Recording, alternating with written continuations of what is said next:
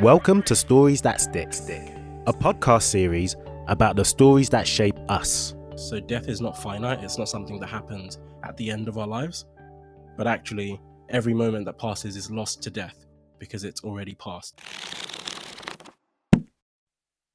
Hey guys, it's Ade here, your host for Stories That Stick. Now, in today's episode, we have David Elikwu, who was a fintech lawyer, but he deals predominantly in strategies marketing for startups. But he is also the founder of Baba Flights Club and his new venture, which is Democratic Republic for Coffee, which we get into. If you are brand new to this podcast, we often start all our conversations talking about death. So if this is triggering for you, then please do skip ahead roughly 2 minutes, or when you hear the page turning sound effect. So get comfortable, sit back, and hope you enjoy this episode.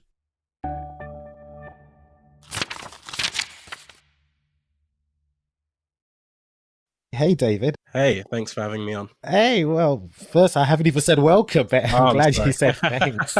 How am I saying your surname? Elikwu? I mean, I would say Elikwu. Okay. How do your parents say it then? You know what? I think they generally say it similarly. So Elikwu or Elikwu. Where's that from? So I'm Igbo. So I'm from Asaba State. I see. So I normally start the conversation talking about death. Okay.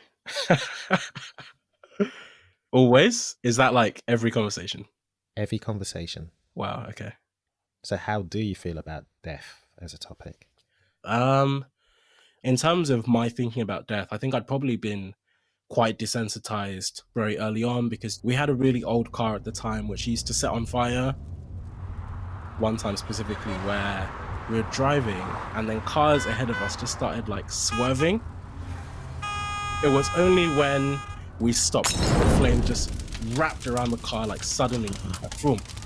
And my door had a child lock on as well. I had to like be dragged out of the other side of the car. I don't know. So you have lots of these little things that life can end at any time. It's not really some faraway imaginary thing. Like it's very real.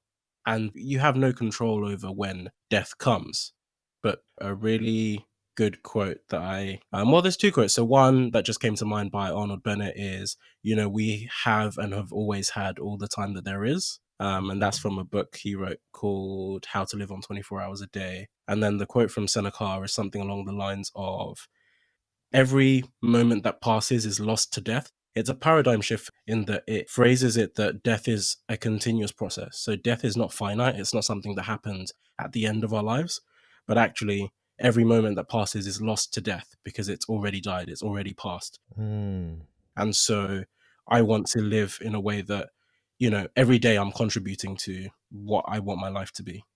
Let's go through your chapters to date to figure out how you are living and being very purposeful. Yeah, sure.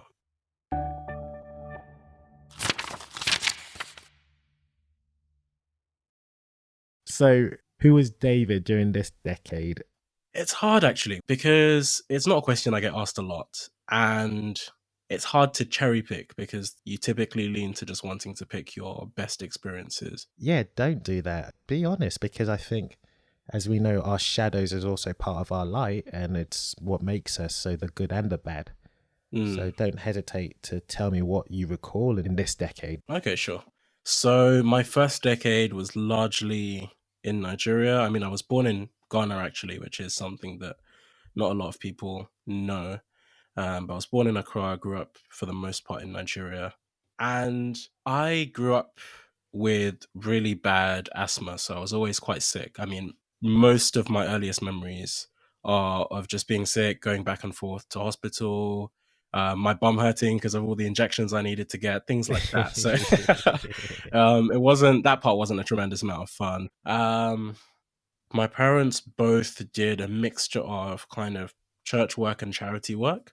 And so that's kind of the environment that I grew up in, very much oriented around church and all of those things. Right, Christianity. Yeah. Are there any stories that you're like, you know what? That was something that really made me reconsider life at that age, maybe? There was a time where we had armed robbers, but we had lots of stuff like that. But I think this was very visceral because I was the one that inadvertently let them in. So I specifically remember I was watching I Believe I Can Fly, and my parents were out at the time. And then there was a knock. I went to the door. I don't know what the babysitter was doing. I think it was just some poor girl. There's no one home. Open the door. Yeah, I went to the door and there was this guy. Your daddy sent And us. he was basically saying that my dad sent him. And I just opened the door just immediately. The guys came in. There was probably about 4 guys. They all had these huge guns. They made us like kneel down on the floor. And despite being young, I think you're very aware that, you know, this could be the end of your life, you know, having a gun to the back of your head. That's kind of it, really. Yeah. And with this robbery, they selected your home. Yes, I think why? they thought that because my dad at the time, you know, was a pastor or preacher, that he would have money. For a lot of, you know, pastors or preachers in Nigeria, particularly, especially if you preach that kind of prosperity gospel, a lot of the time they do have a lot of money. But I think because ours was very much rooted in more so community and charity type work, yeah, we just didn't really have much of anything at all. It was actually, in retrospect, kind of funny because they actually took almost nothing because we had almost nothing for them to take. Were you, and this is something I often do ask, your identity at the time, what was that looking like? Because you're a black man in a black country. Yeah. So being black, quote unquote, and by that, when I say being black, I mean that from a Western context, a minority. You're not that. So what was your identity? Yeah, I guess identity-wise, it definitely wouldn't have been about being black at the time. It would more be, you know, your identity via religion, so as a Christian or your faith. But then also, actually, my dad lived through part of the war in Biafra. And so I guess there was that aspect of it. So while it wasn't necessarily race, there was kind of your tribe and where you fit in within the wider sense of Nigeria. And then also when I came to the UK, then it's also, you know, am I British? Am I Nigerian? Am I, you know, Biafran? And trying to marry all of that together. And how did you? It was hard at first. I think you end up just having to assimilate. But then also you're trying to keep in touch with, you know, where you've come from and what you are. And then I think it's also the history aspect, because that's part of what I was saying as well. Because then when you look into the war and the role that Britain played in that war, that has a huge impact. Do me a favor, give us context. Because I know of it, but I only know of it because I'm Nigerian, so Okay, yeah, I would know of that. But for those listening, like, tell us about the Biafra War, sure. So if that's okay. Yeah, no, of course. In terms of what I was referring to as the role Britain played in the war, you know, Nigeria really is a colonial construct. It was something that was created, and groups, tribes, people from technically very different cultures were put together into one country. For example, Yoruba people. There are Yoruba people in countries that are outside of Nigeria because that is their ethnic group, not because it's their country. And in terms of the war, once, you know, we got our independence, you're now expecting people that have been grouped together by other groups of people to suddenly self-govern in a way that is cohesive and efficient. And it's next to impossible because a lot of the time these things happen instantly. You go from having no control to having complete control over something that wasn't even necessarily formed naturally. And so we had the war, there was a few coups, which turned into a wider scale civil war. Britain was supporting largely, I guess, the incumbents at the time, which at one point was the Northerners, but then was mostly kind of Yoruba people or the other side. So I was on the Biafran side. So Britain would support them with arms and weapons and training in order to fund and support the troops. And then they would drop like a few bags of rice on our side to quote unquote give aid, despite the fact that they were arming the other side of the war. And obviously I don't want to, you know, turn this into any kind of... No, far from. No, I get that. But I think it's an interesting historical, like, reference. the question that led to this was how you were shaping your cultural identity, being black within a black country rather than being black within a white country. And this is you prior to moving to the UK. So what those conversations were like, and whether or not you were seeing already what you potentially wanted to become during this decade, I don't know. That was where this conversation was trying to lead to. Okay. I would say probably not at all. I think it was such a huge shift coming to the UK. And also just life is so different, especially what I would probably add to that is if you're not necessarily middle class in Nigeria, because I think that's usually the case. You get a lot of people where they were already kind of at least familiar with some comfortabilities or things like that. Whereas, we didn't even have a generator or anything. So if NEPA came, if the lights went out, we'd have to just get candles out, maybe go up on the roof. It was just a very big culture shift coming to the UK. Interesting. Well, let's actually then get into your next chapter. Sure. Which is 11 to 20.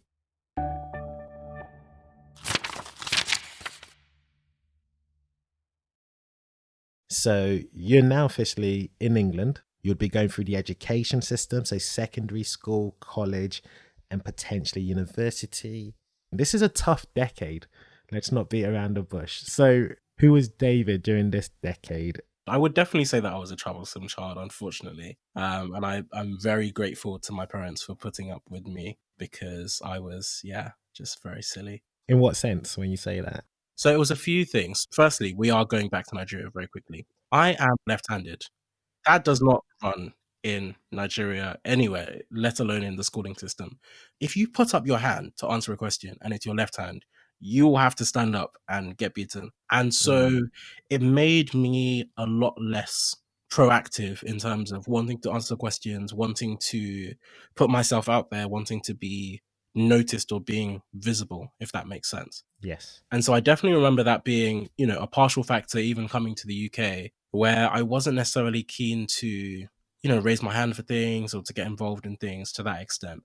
The other factor was actually also that I was at one point about 2 classes ahead of my age group at the time because my dad made me do so much work outside of school. So I remember before school, I'd wake up. I don't even know what time I wake up, but I just know that work started at 6:00. So my dad would have these studying books and I would just be grinding on those from Vic, just be studying. So initially I was about 2 classes ahead, but then we moved around quite a bit. Yeah. And then when we moved, I'm not sure if the school year had finished, but basically I had to sit out the rest of that school year and then almost like wait a year to start the next year. And then when I did start, I was redoing the stuff that I literally just finished at the previous school. I just remember just being bored. Like I was just not paying any attention at all. And so when opportunities came that fueled that distraction, I was very much, keen to run away with it. You ran away with it. I see that. Were you at this stage, because now I'm assuming you're obviously in secondary school. Yeah. Were you starting to think about a potential career path to take? I would say not at all. And it's one of those funny things. I don't know if that's just because of background and not necessarily being aware of the types of careers or opportunities that are out there. And I do think that's part of it because it wasn't like my parents worked in any kind of corporate field. I remember it was only until I moved secondary schools, largely due to misbehavior, because I was on the verge of being kicked out. That's the full story. Wait, so your parents decided, let's move so he doesn't get expelled? Yeah, I mean, they'd already set the date for the governor's meeting to make that decision. So it was like an imminent thing. Right, jump rather than be pushed. I understand. Yes, yeah. That. But it's the fact that your behavior directly influenced your location from a family setting. That to me is very accommodating for Nigerian parents, to say the least. It was just a mess. And okay, so we're going to have to get into the nitty gritties, David. What was really going on that they decided, you know what, David is so problematic. Let's get the governor because it's about time. Yeah. Yeah, what was this? What happened? I would say it really just started, obviously, very innocent. It was mostly, and to a large extent, it was just troublemaking in class. I was very much the kind of class clown type character. And so I would just make jokes at the expense of anyone and everyone. And then also, I guess, not having a lot. I remember the point at which I realized that it was even possible to not have something and then suddenly to have it. Because in my mind, especially coming from Nigeria and growing up with very religious parents, if you don't have something, you just don't have something. Right. And again, having come from another country, wanting to be popular, wanting to have friends. So you're kind of playing up to that and you're doing whatever it will take for people to respect you. So I had loads of fights. I see. And at the time at which I was leaving, this is still when we had SATs in year 9. So obviously when you're moving, you have to move to another school that is with the same board in terms of, I can't remember what they're called, but EdXL or whatever. Gotcha. Yeah, like AQA and stuff. Yeah. Okay. Long story short, the combination of finding another school that was on the same board and also another school that would accept me regardless of my performance in terms of my behavior, no school would take me, literally no school. So the options were we would have to move house and move to another borough so that I can go to school somewhere else. Or what my dad ended up doing was taking a loan so that I could go to an international school where they didn't do SATs. Interesting. So now you officially find yourself in this international school. Yeah. And they're not having your behavior. No, not at all. I mean, I was still acting up probably for the first like half a year, but I would definitely say that was the turning point because that's when I first started picking up different interests. I joined the debate team. We were doing like Cambridge debates. And then from the debate team, we got invited to the Model United Nations in The Hague. Well, I couldn't go. Any type of school trip that was not in the UK, I pretty much didn't go on. Yeah, it just meant that I got a lot more opportunities and a lot more exposure to other types of people. And so suddenly with my new friends, they have career aspirations. Ironically, what even made me start considering law was because this girl who was also on the debate team, that's what she wanted to do. So here we are now thinking about law because, well, there's a sweet one on your debate team and she's going to do it. Yeah. Bridge that gap for me. Now this was your full focus. Okay, I'm going to go into law. Yeah. Which university? So I went to City University. But I would also say that I remember arriving at university and feeling just hilariously underprepared because everyone else seemed to have it together. They all had an uncle that worked at some kind of law firm somewhere or, just connections coming out of their ears. And I just had none of that. I literally just had my, I'm going to do it with barely any knowledge or research or anything. No, I hear that. I almost want to fast forward a bit in a sense that you've managed to secure yourself a job in a law firm. Yes, yeah. This is now what, 20 plus, right? Yes.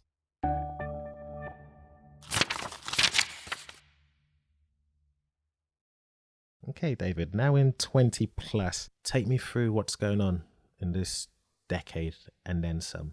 What I would say is it wasn't like direct from university. I did some other work, interned at Google. Then I went to Shanghai. I worked at a medium-sized law firm in Shanghai for a while, came back to the UK. I got headhunted for a grad job, which was in consulting. And then from there is when I moved into law. And I was at the firm that I was at for about 4.5, almost 5 years. Amazing. How is then the other stuff that you do, how's they coming into your life? So I think once you have that stable job, then I think that's what opened my mind up to be able to start looking and considering other things. Like what else would I like to do? How else would I like to spend my time? Yeah, because you did write a tweet and it was that your personal goal to help as many people as possible. And so how do you do that? How do I do that? Literally in any way possible. So one, internally, 2 of us starting the diversity network at the firm and doing a lot of CSR work outside of that. So I was doing pro bono for the Prisoners Advice Service. I also worked with a charity called Breaking Barriers who did employability clinics. And in something that I tweeted recently, I was explaining that this does come from having that church upbringing So the first thing that I set aside is how much I'm going to give for the year. And that doesn't include like random giving to charity or random stuff. I have a set amount that I decide on that I'm going to give away every year. Interesting. And you don't know where that finance is going to be given, but you know you're going to give it away. Yes, yeah. It's a privilege to say that, because I think I believe it might be Rick Semler that says those who give only give because they take too much. Now, I don't know if you share that sentiment, but he's almost saying that you can only give from a full cup. I wouldn't say you can only give from a full cup, but I would say I agree with his initial sentiment, because I have taken a lot. I've taken a lot of opportunities which are not given to everyone, and that's the whole point. There's a lot of things people don't consider, and maybe I think this is part of the thread that you were referring to. I was also saying that, you know, the privilege that we have is not just limited to money. You know, I grew up in a two-parent home with parents who were incredibly supportive and loving and really did their best to support me, even despite all of my flaws and inadequacies.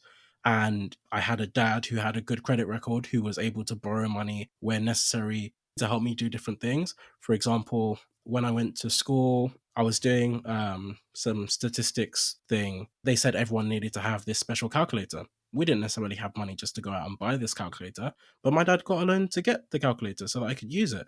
Also, when I was going to work in Shanghai, I didn't ask my parents for any money, but I said this is what I wanted to do. And my dad gave me £300, which is huge for me because I wasn't expecting that. And so I've been tremendously blessed to have that support structure in terms of at home, but also in terms of the people that I've met, the friends that I've had that have supported me. And so maybe you're right, because I have had a full cup. The only reason I disagreed was to say that I think some people also have the perception that you need to have a full cup in order to give. And I think I get that a lot. There's a lot of people that you see that feel like, oh, you know, when I reach this point, that's when I can give. I disagree.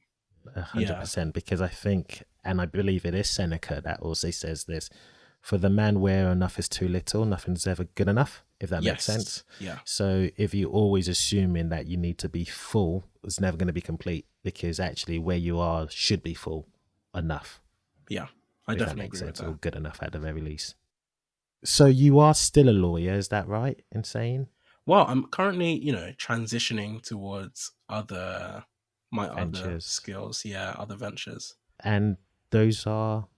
So partly I work with startups. I generally consult on brand strategy, growth strategy, marketing falls under that, and also, you know, supporting with some legal elements, and then also running my two businesses. One which was Baba's Flight Club, which obviously due to the COVID is on hold, but we're working on ways to pivot and continue with that. And then also... Do you want to speak about Baba's Flight Club? Sure. So with Baba's Flight Club, also known as Sky Tribe. Nice. Yes. So it's funny because I started it because, I mean, I enjoyed traveling. I wanted to travel and couldn't find anyone to travel with. And so, well, eventually I just decided to start traveling by myself. And then it's funny because this is how things come full circle, because other people see you having fun by yourself and then they decide that now they want to be involved. So that's when people would ask me to help with organizing group trips. So I started doing that, and then that turned into like a full business. So essentially we run group trips to locations around the world, and we've been to 14 countries so far, which is awesome. I'm definitely getting that picture of you insofar as like what you want. You really do go for it, and it seems like you do get it. Because if no one was going to travel with, I don't know, other individuals, they might not bother. But you're like, oh, no one wants to travel with me. I can do it. I'll just travel. So there's something to be said about your focus and determination, which lends itself naturally for entrepreneurship and starting businesses. Hence, you then help with brand strategy, marketing, a bit of legals for startup communities. And then now you've got a new venture, Democratic Republic of Coffee. Do you want to tell us about that? Sure. So in terms of how it came about, I love coffee. I always have, especially working in law, you drink copious amounts of it. And there was one time I tried this thing where you could make your own roast. But when I was picking, obviously I was only picking African coffees. And it was amazing. And so from that, I thought, you know, let me look for more. And I realized that actually you don't have that much access to African coffees here at all. You don't really get, Congolese coffee, Ugandan coffee, Tanzanian coffee, Cameroonian coffee, Yeah. all of that here. And so that's something that I wanted to fix. Along the way, I think I also became very aware of the colonial history of coffee in Africa and how some coffee producing countries in Africa, coffee isn't even native to that country. It was brought there during colonial times because some of the colonizers enjoyed coffee in the other countries they owned and were like, oh, it would be great to have that in my holiday home, in Rwanda or wherever else. And so they imported that coffee and basically made people start growing it.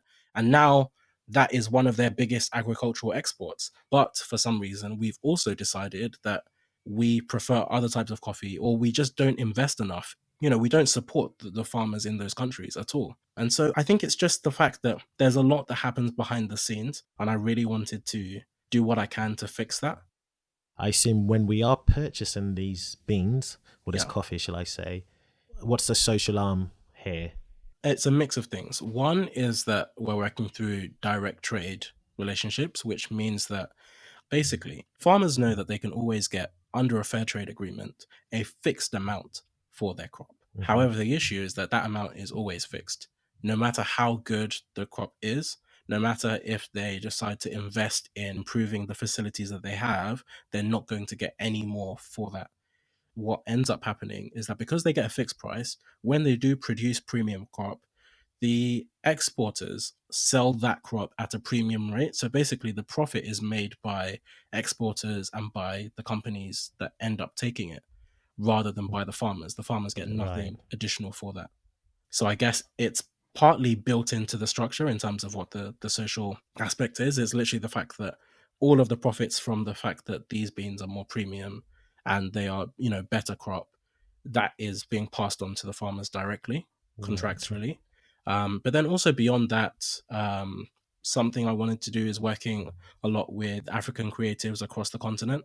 And so, for example, our label design is being done by creatives in South Africa. Photography is being done by photographers in Ghana. And we're working with creatives in Malawi. We're working with creatives in other countries. So I want the entirety of the brand to be a cohesive, collaborative effort where we can economically provide for and incentivize, business people, because they're all business people. And I don't want it to be just a charity thing. I don't want to just give people shoes, because those shoes, you wear them today, that's not feeding your family tomorrow. No, I hear that entirely, man. David, honestly, you're doing it. Not even just for local community in London or the UK, but also on the continent. I do want to wrap up. Sure. But before I do go, whatever happened to that sweet one that made you go into law? I mean, we're still friends, actually, which is good. Yeah.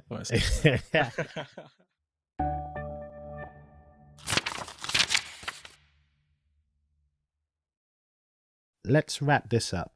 And the way I normally end is by asking my guest, if there's one book that you can gift to just others, what book would it be and why?